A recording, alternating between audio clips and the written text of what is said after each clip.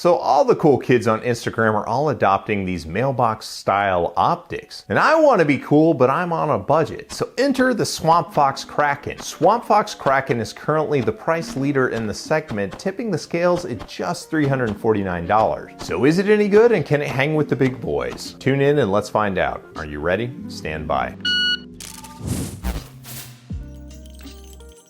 Welcome back to the Humble Marksman channel, the only gun channel here on YouTube dripping with that BDE. That's right, Big Dad Energy. If you've ever seen your child press their bare bottom on the window of a Chick-fil-A play place structure and had to suppress your laughter while telling them not to do that, then go ahead and hit that like button. Yeah, that actually happened. I'm David, and today we're looking at the Swampfox Kraken. Now, these mailbox-sized optics are really popular right now, and the whole reason why people are liking them is because that there's no way that anything can get between the emitter and the objective lens of the optic, so that there's no way like a debris or snow or dirt or anything like that could actually occlude the optical window so that no dot appears on the glass. So that's kind of the why on why these things are so popular. And that sounds like a really useful application for like a duty style pistol where you're potentially going to be rolling around on the dirt like fighting with people. But for those of us who are just concealed carry types, like, is it even really necessary? Well, I mean, that's for the individual user to decide. But regardless of whether it's necessary, this Swampfox optic comes in at a price point where those curious about it can probably check it out and see if it works for them. So really quickly, some features about this particular optic. It has a 3 MOA dot, which is half as cool as 6 MOA, which is the gentleman's choice in an optic reticle. It rides pretty low with the adapter plates, and it comes with adapter plates in the box for MOS style pistols, and it has an adapter plate from like an RMR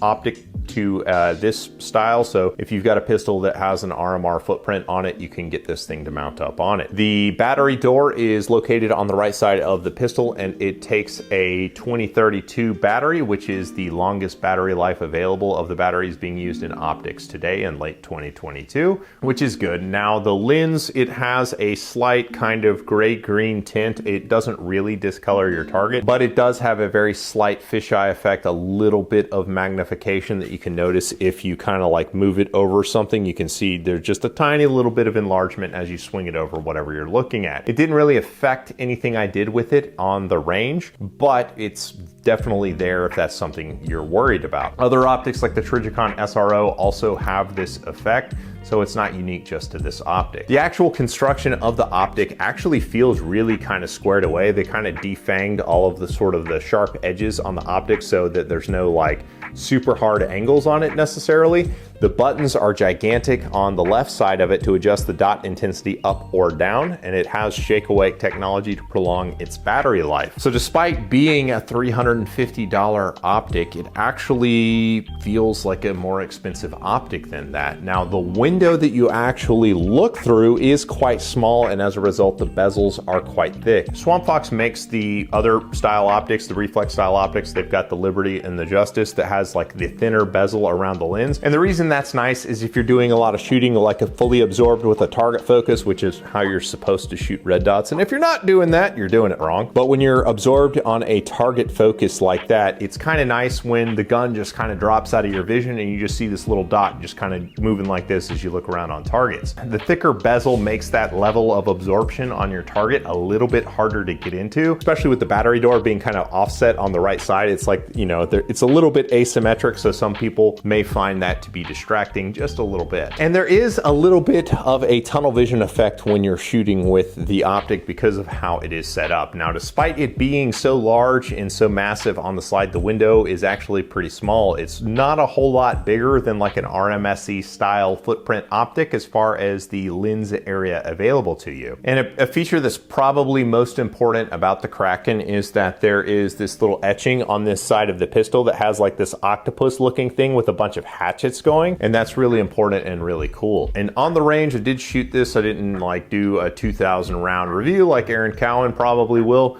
but I did do a little bit of fence post punching with the thing to see how it would maintain zero. I don't like to do this, Aaron Cowan, eat your heart out.